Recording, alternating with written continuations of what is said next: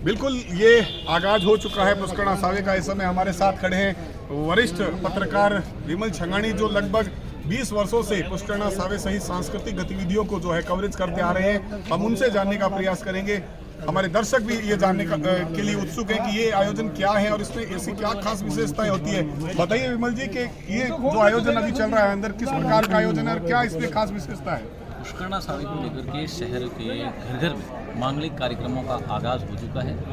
सावे से पहले बहुत सारी ऐसी मांगलिक रस्में होती है जिनका निर्वहन किया जाता है। इसमें आज जो मुख्य रूप से चल रहे हैं वो हाथदान की रस्म है, जिसमें जिन लड़के और लड़कियों की 18 तारीख को शादी होनी है उनके हाथदान की रस्म हो रही है। हाथदान से ही पहले देवा लगन की भी एक रस्म होती है जो लगभग घरों में निभाई जा चुकी है। और आज हाथदान होने के बाद में कल मातृका स्थापना और गणेश परिक्रमा होगी। गणेश परिक्रमा में जिस पथ से दूल्हा निकलता है या दुल्हन निकलती है, उस मार्ग को वेदोक्त मंत्रोच्चारण के साथ में उस मार्ग को सुरक्षित किया जाता है, शुद्ध किया जाता है। और 18 तारीख को गोधूली वेला में पुष्करणा सावे के लिए पाणी ग्रहण संस्कार के आयोजन होंगे। एक जिस गणेश परिक्रमा की आप बात कर रहे हैं तो इसके पीछे कोई लॉजिक होता है, किस प्रकार के लॉजिक हैं, क्या उनकी जो रूपरेखा तय की जाती है, क्या शास्त्रार्थ उनकी क्या उपयोगिता है, वो बताएं हमें। गणेश परिक्रमा मूल रूप से ये है भगवान गणेश की आराधना की जाती है, लेकिन इसमें रुद्री का जो दूसरा अध्याय है उसका एक वेदोक्त मंत्रोच्चारण है, ओम वृषभो नभीभो। तो उसका उच्चारण है वो बच्चों से लेकर के बुजुर्ग तक करते हैं। उस मंत्र में यही कहा गया है परमपिता परमेश्वर से कि जिस रास्ते से ये दूल्हा निकल रहा है या कल शादी के लिए दूल्हा जाएगा, उस मार्ग को आप निष्कंटक करें, शुद्ध करें और किसी भी प्रकार की अगर कोई दिक्कत आने वाली हो तो आप उसको दूर करें। गणेश परिक्रमा में मुख्य रूप से चार स्थानों पर गणेश पूजन होता है, जिसमें एक उसके दूल्हे के या दुल्हन के घर के आगे होता है, दूसरा उसके ससुराल पे और 2 बीच रास्ते में जो चौराहे आते हैं उस पर ये 4 मुख्य पूजन इसमें गणेश परिक्रमा होते हैं। आमतौर पर देखने को मिलता है, वर्तमान समय बदल चुका है, प्री वेडिंग की स्थितियां पैदा हो गई है।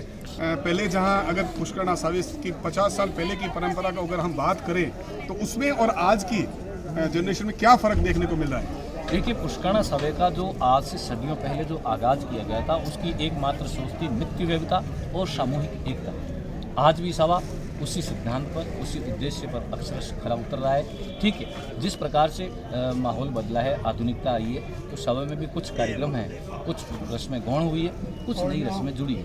लेकिन जो सावे का मुख्य जो है पुष्करणा सावा है वो इसके मांगलिक गीतों में रचा बसा है। गीतों में रस्में हैं, गीतों में हमारी परंपरा है, गीतों में हमारी स्थानीय जो कृषि उत्पाद है उनका उपयोग है, और जो इनकी राग रागनियाँ हैं गीतों की वो वेदों पर आधारित भी है। और विभिन्न प्रकार की राग रागनियों पर भी हमारे जो सावे के जो मांगलिक कार्यक्रम होते हैं उनमें जो गीत गाए जाते हैं वो राग रागनियों पर ही आधारित है।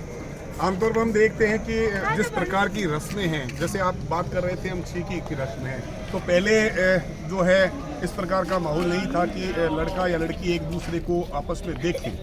लेकिन क्या ये इस प्रकार की परंपरा बनाई गई थी कि एक दिन पहले जो है ससुराल पक्ष वाले वर पक्ष को अच्छी तरह देख लें या वधु पक्ष को अच्छी तरह देख लें, क्या लॉजिक है इसका। देखिए, आज जो आधुनिकता आई है उसमें लड़के और लड़कियां हैं वो शादी से पहले मिलते हैं, एक दूसरे को जानते हैं, पहचानते हैं, घर परिवार के भी लोग होते हैं, सोशल मीडिया भी हुआ है, सब कुछ हुआ है, तो उसमें कोई ऐसी नहीं। अगर आज से हम बात कुछ सदियों पहले की करें, 1 सदी से पहले, 2 सदी पहले या 3 सदी पहले, तो उस समय एक दूसरे गांव होते थे, दूसरे स्थान होते थे, वो मिलना हो नहीं पाता था, लड़के और लड़की एक दूसरे को देख नहीं पाते थे, घरवाले भी उनको देख नहीं पाते थे। तो ये जो मांगलिक रस्में हैं उसमें न केवल उनको देखना, उनको पहचानना, और उसमें ऐसी जो पोगने की जो परंपराएं हम इस सावे के अंदर है, उस पोगने की परंपरा में अगर मैं ये अगर कहूँ तो अतिशयोक्ति नहीं होगी कि उनकी शारीरिक फिटनेस भी इस मांगलिक कार्यक्रमों में दौरान तय होती है, जिसमें काजल डालना हुआ, पोखना हुआ, ये सब कुछ रस्में इसमें शामिल है। ये अंतिम सवाल मेरा आपसे है कि आखिर पुष्करणा सावा क्या विशेषता रखता है, क्यों इसको पुष्करणा सावे के नाम से, ओलंपिक सावे के नाम से जाना जाता है, विशेषता क्या है। एक ही मेरा प्रश्न आपसे रहेगा, इसकी विशेषता क्या है जो अन्य समाजों को ये प्रेरणा स्रोत है। सबसे बड़ी इसकी जो विशेषता ये है मित्य वैविधता, कम से कम खर्चे में अधिक से अधिक शादियाँ। आज से सदियों पहले जो समाज के जो पूर्वज थे उनकी जो दूरदृष्टि थी कि एक समय ऐसा भी आ सकता है कि जब कार्य करने के लिए अधिक आर्थिक धन की आवश्यकता होती है, लेकिन उस समय वो सक्षम थे, संपन्न थे, लेकिन उनकी दूरदृष्टि थी।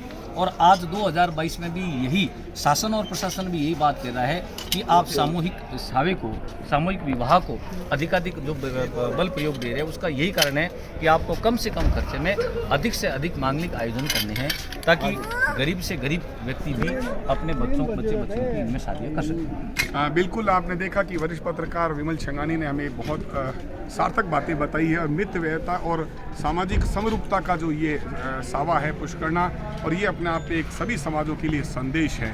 निश्चित तौर पे सरकारें भी इस प्रकार का अब संदेश देने लगी है, लेकिन कहीं ना कहीं पुष्करना समाज ने इस परंपरा को वर्षों पहले जो है अंगीकार कर दिया था, और ये आने वाले समय के लिए सारगर्भित साबित होगी। कैमरा पर्सन हर्षित के साथ में जय नारायण बिस्सा।